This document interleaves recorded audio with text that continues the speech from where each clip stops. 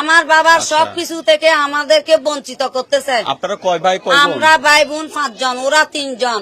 এখন লাশ দাফন না হোক কয়জনে চাচ্ছে? আমরা দাফন লাশ চাচ্ছি 4 জনে।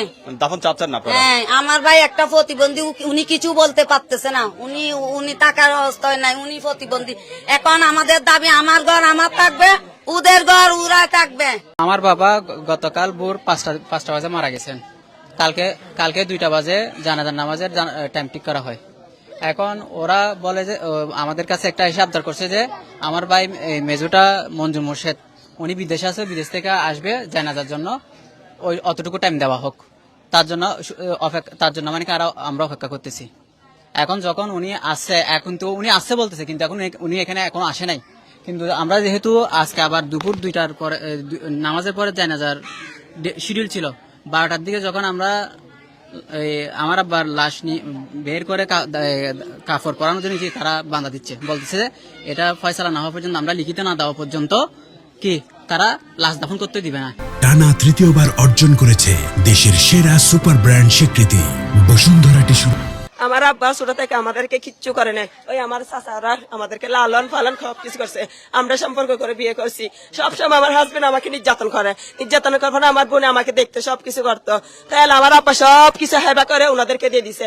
আমাদেরকে ছোট থেকে লেখাপড়া করে না, আমাদেরকে কিছু খাবানে কিচ্ছু করেনি, উনি আমাদেরকে সবকিছু থেকে বঞ্চিত। আমার ভাই একটা প্রতিবন্ধী আছে, ওনারা তো সবকিছু দিয়ে কাজ করায়। ওনার বউকে মেরে ধরে তাড়িয়ে দিছে। ওনার একটা 7 বছরের ছেলে আছে আর একটা 5 বছরের মেয়ে আছে।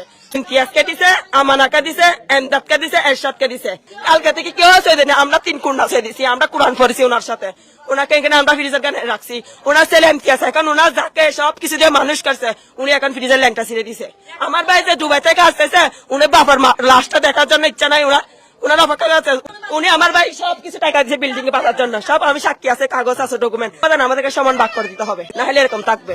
জায়গা সম্পত্তির সংক্রান্ত বাফে 2 বিয়ে করছি, এক পক্ষর ফসারের জায়গা সম্পত্তি দিয়ে আর এক পক্ষর জায়গা সম্পত্তি নেওয়া যায়, এই নিয়ে রে তারা মারে হাডাহাডি। আরা তো আসছি দি আত্মীয় স্বজন হিসেবে সময় সাপেক্ষায় দি, আরা তো আর রেগুলার এটা ইনলের পরিচয় আর তো সংসার হবে, আর একখান সংসার চলার তাহলে আর তারা ঋণের মধ্যে আর কোনোদিন হঠাৎ আর নামাতে। তো এখন বাধ্য হয়ে যখন আন মামুর লাশ আটকায় রেখে এখন তুলে আড়াতে কে বাধ্য হয়ে ইয়েন গরম পড়া দেয়, আর নইলে আর কোনো কিছু না। আমি এলাম তো ওর বাইনে মাধ্যম তো যিয়েন সমস্যা হয়ে আরা সাহায্য দিয়ে ইয়েন সমাধান করি পেলে আর এখনো কি বিপক্ষ ন, আর হইলাম যে পক্ষবাদী। তো যার কারণে তো সবিবাহিত আর সম্মিলিত ইয়ে এখন এস্টাম মধ্যে একখান লিখিত কাগজ হইব, এস্টাম অনুযায়ী ও জায়গা কিন ওর দাফন করানোর পরে দিয়ে আর বুঝে দিব, ঠিক আছে। এর ভিতরে এর বাইরে কোনো কথা নাই, অবশ্যই মানিব, না মানিলে আর আইনগত ব্যবস্থা দিয়ে গ্রহণ করে এই গজ্জুম, অসুবিধা নেই।